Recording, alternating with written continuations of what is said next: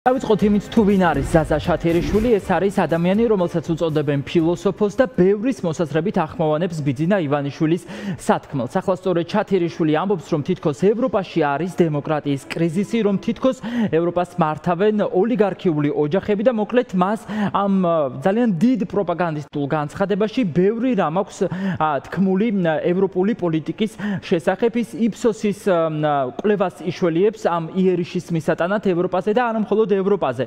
ამ განცხადებაში ყველაზე საინტერესო არის ის მონაკვეთი, სადაც შათერიშვილი საუბრობს ამერიკის ვიცე-პრეზიდენტის შესახებ. საუბარია ჯეი დივენსზე. მას მაგალითად მოყავს მიუნხენის კონფერენციაზე დივენსის მიერ გაკეთებული განცხადება და ფაქტობრივად პირდაპირ ამბობს, რომ ამერიკის ვიცე-პრეზიდენტი, რომელიც ამავდროულად არის დონალდ ტრამპის ახლო მეგობარი, არის Deep State-ის წარმომადგენელი. რა გზავნილია ეს? აზრით ჩვენ ვკითხეთ ოპოზიციას, პოლიტიკურ პარტიებში ამბობენ, რომ ამ გზით რამითუ სწორედ შათერიშვილი მოიაზრება ივანიშვილის აზრების პირად გამხმოვანებლად.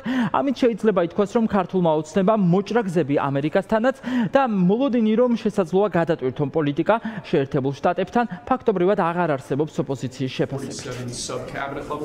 საზოგადოებაში მიდის კულტივირება იმ იდეის, რომ საქართველოს არ ჭირდება ევროპა.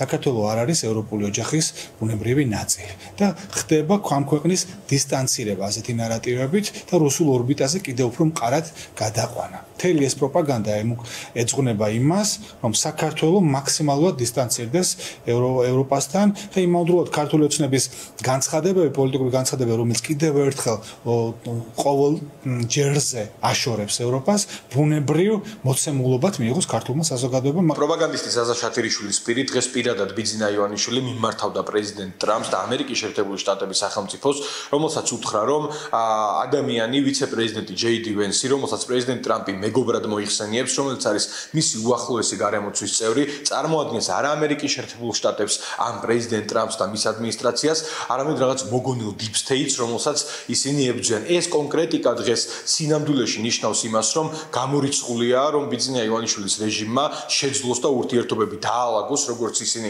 ამას თავად მოიხსენიებენ, პრეზიდენტ ტრამპის ადმინისტრაციასთან, ამერიკის შეერთებულ შტატებთან და ზოგადად თავისუფალ სამყაროსთან. ხან Deep State-ს საქართველოს გადაყლაპა აქვს გადაწყვეტილი, ხან ხელისუფლების შეცვლა, ხან სახელმწიფო გადატრიალების მოწყობა, ხან კიდევ ვოისებით ჩაესმით ხოლმე ყურში მასონებისგან და Deep State-ის წარმომადგენლებისგან და ვერ გაურკვევიათ რას ეუბნებიან და რას ჩაზახიან.